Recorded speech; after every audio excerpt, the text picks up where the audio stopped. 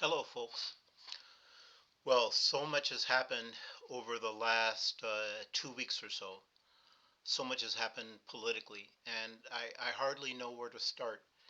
But I'm going to touch on a few things, and I'm asking that you Trump supporters out there that you honestly consider all of these things that have happened, both individually and together, and ask yourselves what it all suggests about the nature of the Trump administration and the nature of Trump's pursuits.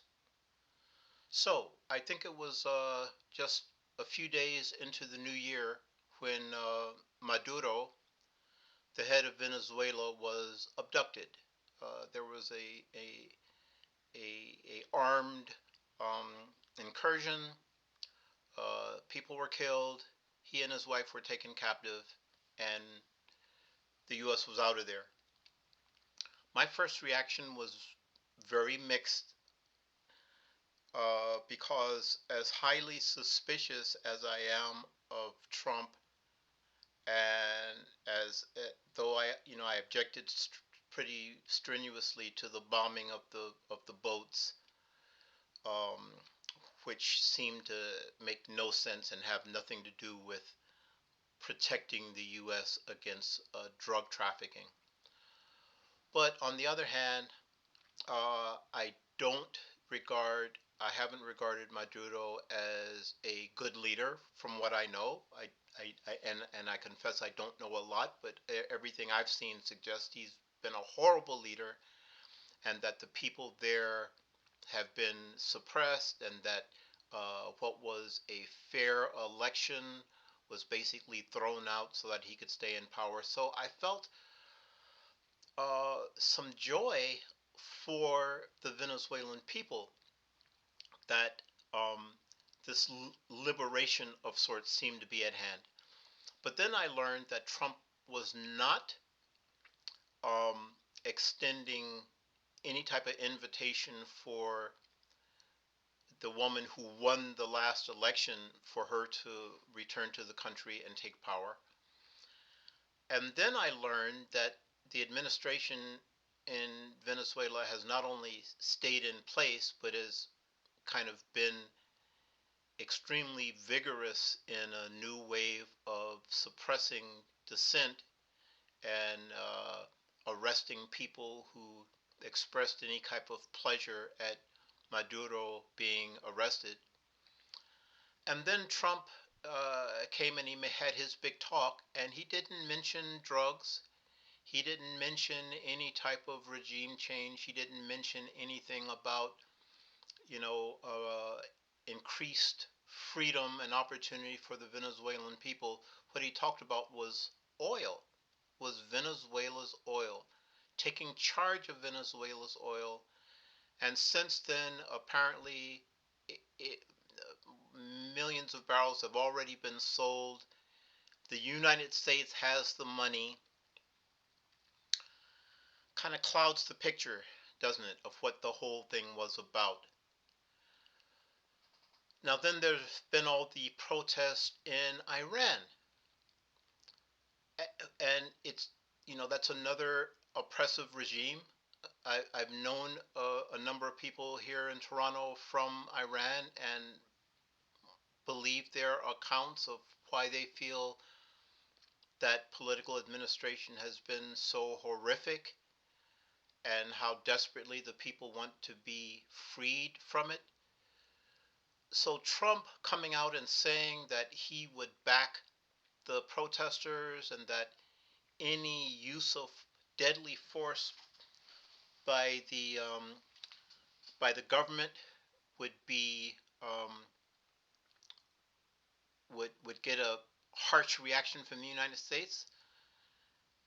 You know, I don't feel like we should be playing cowboy rescuers to the whole rest of the world, but I couldn't help but feel like, wow, what a great thing for the people of Iran if they managed to get out from under this regime. Now, then we had the unfortunate shooting of Renee Good in Minneapolis by the ICE officer, and the administration's immediate response of labeling this woman as a terrorist, claiming that she attacked ICE officers, that she tried to run them over, that she was responsible for what happened, that the ICE officer was following his training and bore no responsibility. And all of this almost immediately after the event happened. And seeing the tapes myself and seeing more and more of them over time and learning more and more about how officers in these types of police agencies are trained or should be trained, it becomes more and more clear that if this officer was following training, it was a poor sort of a training for going into residential communities and dealing with ordinary citizens.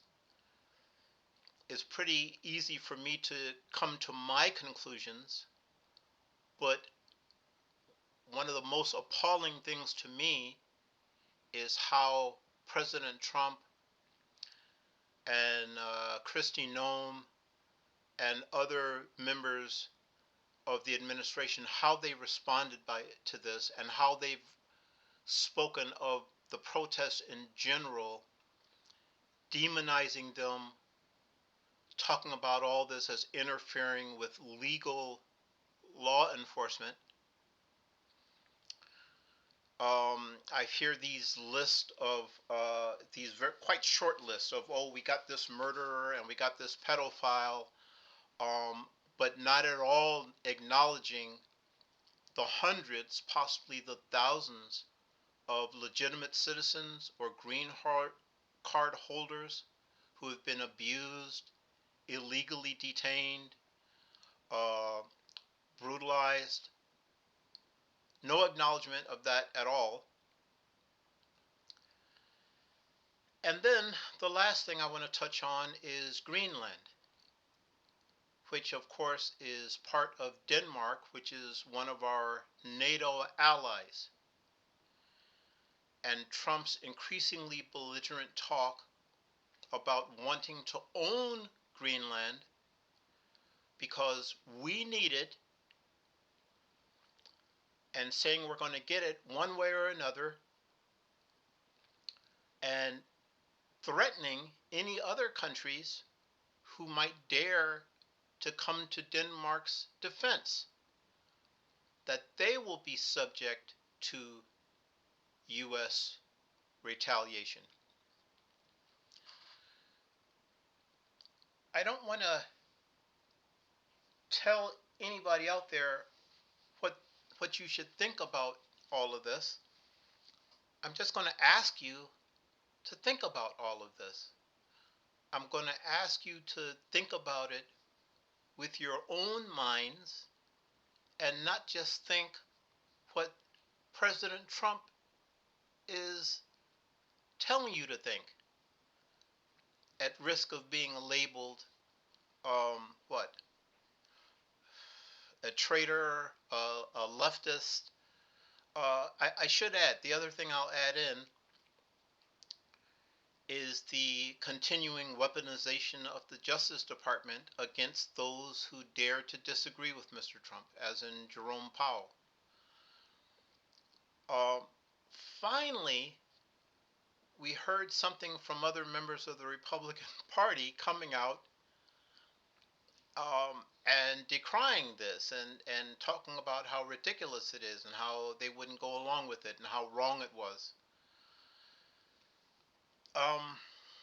All these things paint a pretty clear picture to me.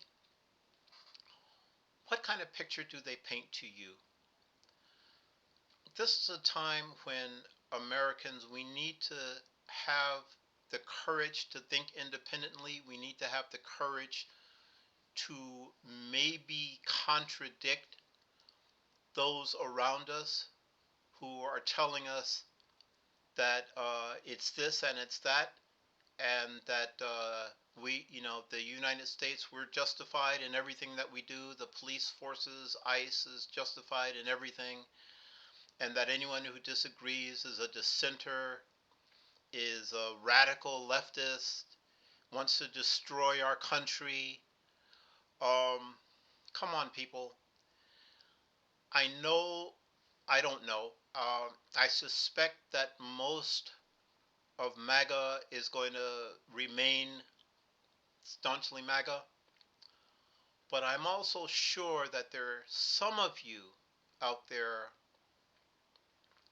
who recognize that this isn't what you voted for, that this isn't the America that you want, that this is actually a weak and corrupt America in terms of the way we're playing on the political stage. Um, I hope that more of you will begin to do that very, very, very difficult thing, which is to separate yourselves from your political tribe. And that's it for now. Thanks for listening. I look forward to comments, and I'll be having more to say.